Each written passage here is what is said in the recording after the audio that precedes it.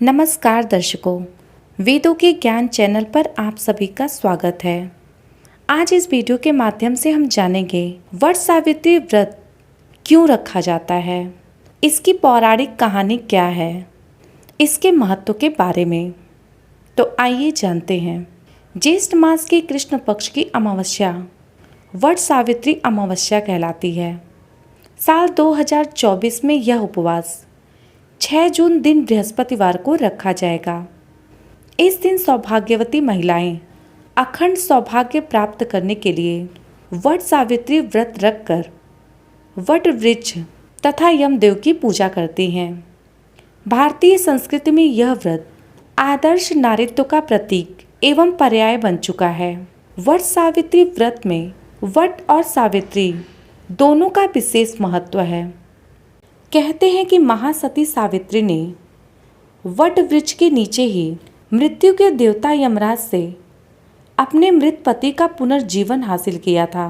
तभी से वट वृक्ष हिंदू धर्म में देव वृक्ष के रूप में पूज्य हो गया। हिंदू धर्म में वट सावित्री का व्रत स्त्रियां अपने पति की लंबी आयु के लिए एवं सुखद वैवाहिक जीवन के लिए करती हैं। ये व्रत सौभाग्य प्राप्ति के लिए बड़ा व्रत माना जाता है। इस व्रत को ज्येष्ठ अमावस्या के दिन मनाया जाता है। वट सावित्री का व्रत करने से सुखद और संपन्न दाम्पत्य जीवन का वरदान मिलता है। वट सावित्री व्रत के साथ महासती सावित्री और सत्यवान की कथा जुड़ी हुई है। कहते हैं कि सावित्री ने अपने संकल्प और श्रद्धा भाव से यमराज से अपने पति के प्राण सत्यवान के प्राण वापस ले लिए थे। आइए जानते हैं ये पौराणिक कथा। अब आइए सुनते हैं वट सावित्री व्रत की कथा। पौराणिक कथा के अनुसार भद्र देश के एक राजा थे जिनका नाम अश्वपति था। भद्र देश के राजा अश्वपति की कोई संतान नहीं थी। उन्होंने संतान प्राप्ति के लिए मंत्रोच्चारण के साथ प्रतिदिन 1 लाख आहुतियाँ दी। 18 वर्षों तक यह क्रम जारी रहा। राजा द्वारा किए गए पूजा पाठ जब तब से प्रसन्न होकर देवी सावित्री प्रकट हुई और कहा, हे राजन, मैं तुम्हारे पूजा पाठ जब तब से प्रसन्न हूँ, तुम वर मांगो। तब राजा ने कहा, हे देवी, मुझे कोई संतान नहीं है, मैं संतान चाहता हूँ। तब देवी सावित्री ने कहा कि ऐसा ही होगा। हे राजन, तुम्हें एक तेजस्वी पुत्री की प्राप्ति होगी। देवी सावित्री की कृपा से राजा को पुत्री रत्न की प्राप्ति हुई। देवी सावित्री की कृपा से प्राप्त हुई इस कन्या का नाम सावित्री रखा गया। यह कन्या बड़ी होकर अत्यंत तेजस्वी और रूपवान हुई, लेकिन सावित्री के विवाह के लिए उसके पिता को कोई योग्य वर नहीं मिल रहा था। इस बात से दुखी होकर उन्होंने सावित्री को स्वयं वर चुनने के लिए कह दिया। अपने पिता के आदेश अनुसार सावित्री तपोवन में चली गई। एक दिन तपोवन में भटकते हुए सावित्री की भेंट साल्व देश के राजा घुमतसेन के पुत्र सत्यवान से हुई। राजा घुमतसेन अपने पुत्र सत्यवान के साथ वन में ही निवास करते थे, क्योंकि उनका राज्य शत्रुओं ने छीन लिया था। सत्यवान को देखकर सावित्री ने पति के रूप में उनका वर्णन कर लिया। जब नारद जी को इस बात का पता चला तो वह सावित्री के पिता राजा अश्वपति के पास पहुँचे और बोले, हे राजन, यह क्या कर रहे हैं आप? सत्यवान गुणवान है, धर्मात्मा है और बलवान भी है, पर उसकी आयु बहुत छोटी है। वह अल्पायु है। 1 वर्ष के बाद ही उसकी मृत्यु हो जाएगी। नारद जी ने सावित्री को चेतावनी देते हुए कहा, पुत्री, तुमने जिस राजकुमार को अपने वर के रूप में चुना है वह अल्पायु है। तुम्हें किसी और से विवाह करना चाहिए। ऋषिराज नारद जी की यह बात सुनकर राजा अश्वपति अत्यंत चिंतित और दुखी हो गए। यह सब देखकर सावित्री ने अपने पिताजी से कहा, हे पिताजी, आर्य कन्याएं अपने पति का एक बार ही वरण करती हैं और राजा एक बार ही आज्ञा देता है, इसलिए मैं सत्यवान से ही विवाह करूंगी। सावित्री अपने निर्णय पर अड़िग रही और आखिरकार उनका विवाह सत्यवान से हो गया। विवाह के पश्चात वे राजवैभव छोड़कर वन गमन कर गईं और वहां अपने पति और परिवार की सेवा करने लगी। लेकिन सत्यवान की मृत्यु का समय धीरे धीरे निकट आ रहा था। इस चिंता में सावित्री अधीर होने लगी।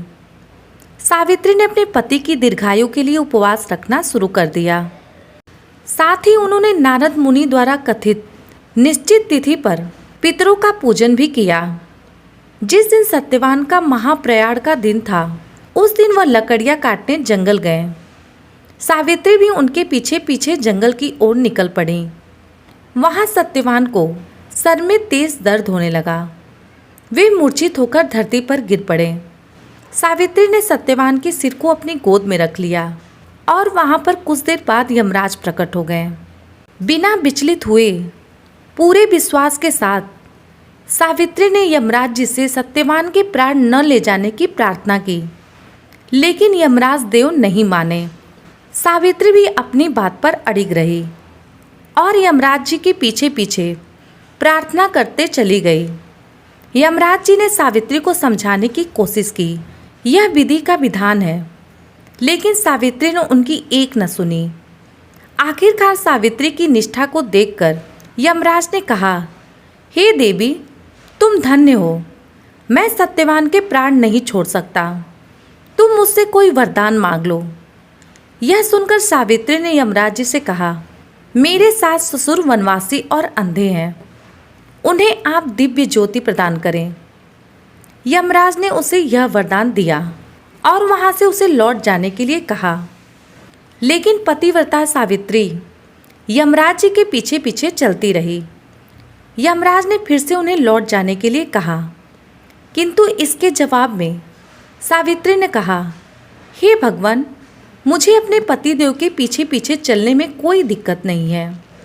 यह सुनकर यमराज ने सावित्री से एक और वर मांगने के लिए कहा। तब सावित्री बोली, हमारे सास ससुर का राज्य छिन गया है, उसे पुनः वापस दिला दीजिए। यमराज ने सावित्री को यह वरदान भी दे दिया और कहा, अब तुम लौट जाओ। लेकिन सावित्री पीछे पीछे चलती रही।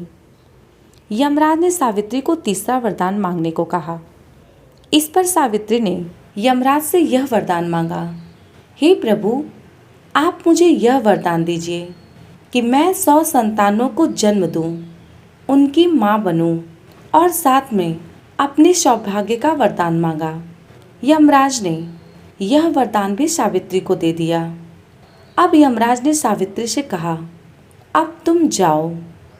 इस पर सावित्री ने कहा, हे प्रभु, मैं पतिव्रता स्त्री हूँ, बिना पति के मैं 100 संतानों की माँ कैसे बन सकती हूँ, कैसे उन्हें जन्म दे सकती हूँ। इस बात पर यमराज देव विचार करने लगे कि मैंने सावित्री को क्या वरदान दे दिया। अपने वरदान के अनुसार यमराज को सत्यवान के प्राण लौटाने पड़े। सत्यवान के प्राण लौटाने के बाद यमराज वहां से अंतर ध्यान हो गए।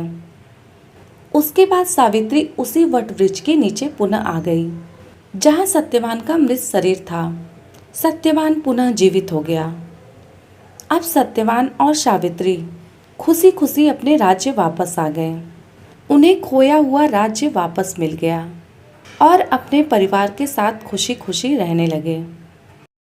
दोस्तों, इस पौराणिक कथा के माध्यम से हमें यह देखने को मिलता है कि कैसे सावित्री के समर्पण और अपने पति के प्रति प्रेम ने वह कर दिखाया जो असंभव था और यमराज को पुनः सत्यवान के प्राण वापस लौटाने पड़े। दोस्तों, यह थी वट सावित्री व्रत की पौराणिक कथा। यह वीडियो आपको कैसी लगी कमेंट करके बताएं। वीडियो पसंद आई हो तो वीडियो को लाइक करें, शेयर करें और साथ ही इस चैनल को सब्सक्राइब करें। इस चैनल पर ऐसे ही ज्ञानवर्धक कहानी, पौराणिक कथा से संबंधित वीडियो देखने को मिलती है। धन्यवाद।